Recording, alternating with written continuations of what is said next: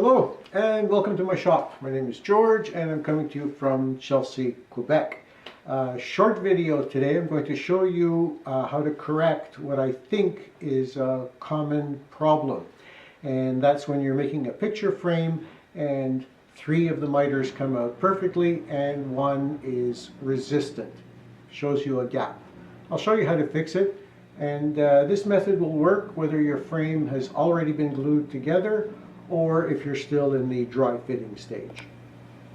So, am I the only one that this happens to?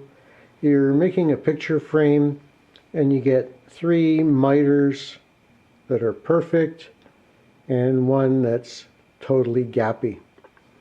On the chance that I'm not the only one that this happens to, let me show you a method of correcting it. Sorry if this turns out to be a little shaky, but I'm hand holding my little tour around the mirror frame, so some of the images might be a little shaky. So I'm dry fitting it, and here's the first corner, and it doesn't look too bad. And move around now to the second corner, and I'm content with that one as well. We'll dash across the top to the third corner, and I can live with that one too. They're all reasonably square, by the way. And then we come to the fourth corner and we have the classic fourth corner blues. So let me show you how I take care of this. Right then, so here's the fourth corner. You can see it's pretty gappy on the inside, not as much on the outside. And it's reasonably square. These guys here are a couple of wings that I've glued in place. Eventually, when it's time to glue the frame together, I'll use them to bring a clamp to bear, and it'll close up the corner. But right now I want to straighten this thing and make an even gap from one corner to the next, meaning from the inside corner to the outside corner. I've made this guide using a 3D printer. It's basically a blocky 45-degree angle, specifically designed for this frame. It snugs right in and can be clamped in place exactly where I need it. So I'm going to stabilize these 2 runs with some clamps and then bring in this thing. Okay, so the 2 lengths are stable. They're clamped in place against the bench, and then separately I've clamped in this little 45-degree angle block, and this will serve as a guide to let me cut at 45 degrees and also straight up and down, so the wall here is normal to the face of these things. And so the trick is just to make a curve that's even front to back, and it might take 2 or 3 trials to get it done, but every time you run a new curve through, you can close up the gap a little bit closer with parallel faces, or at least the parts that have been cut away will be parallel to each other.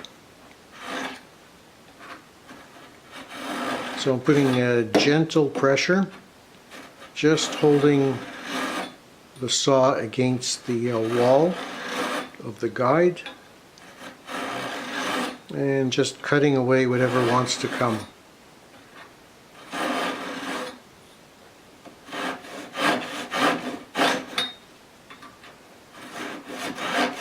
And as you might imagine, it's cutting more at the outside corner than in the inside corner right now.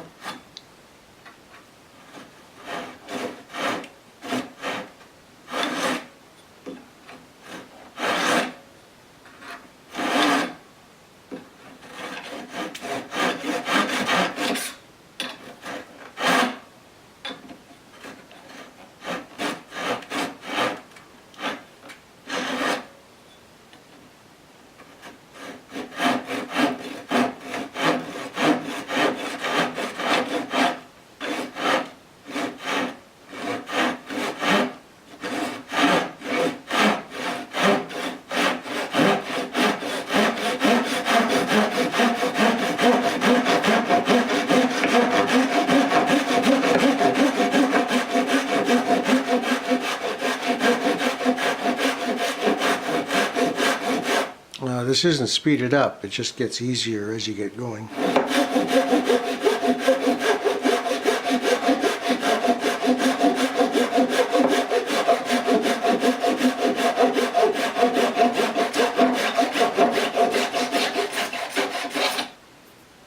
Okay, there's the first one done.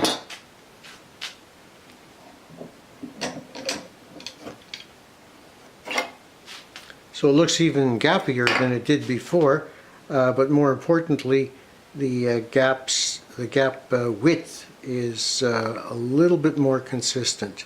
And so I'll do this a second time and a third time, and I'll bring you back when it's time to show you some progress. Okay, so this is just after the first saw cut.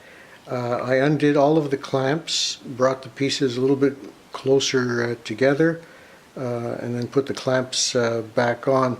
And I don't know how good your memory is for what was there before, but the gap is a little bit tighter. So I'll do it again.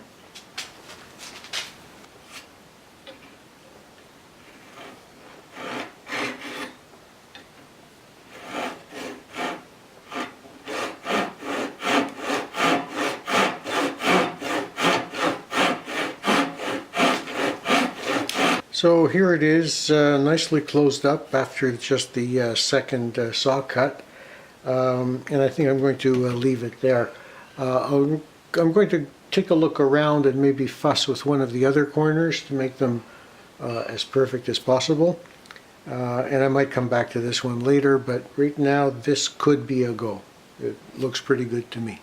So I'm sure you noticed that I was using a Japanese style pull saw to make the correction.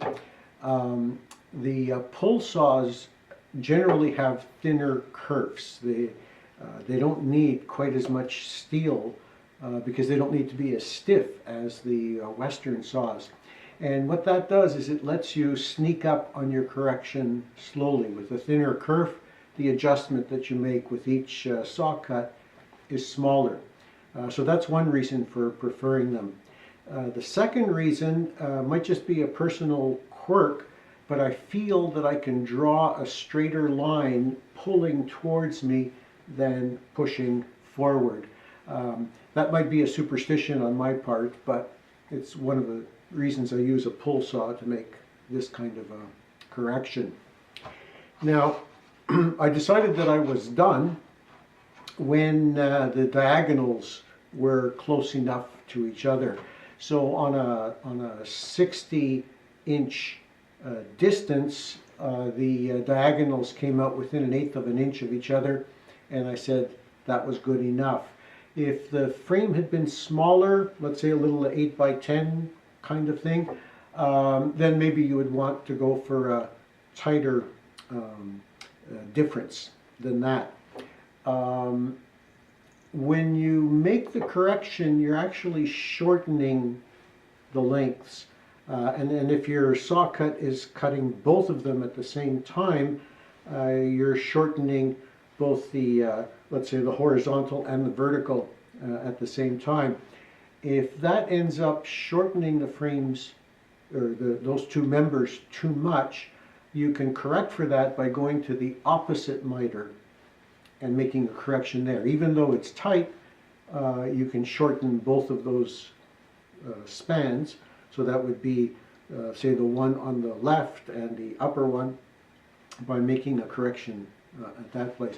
And you'll end up getting equally long diagonals from that. Now, the third point that I wanted to make was that in making this video, I actually started off with 4 bad miters.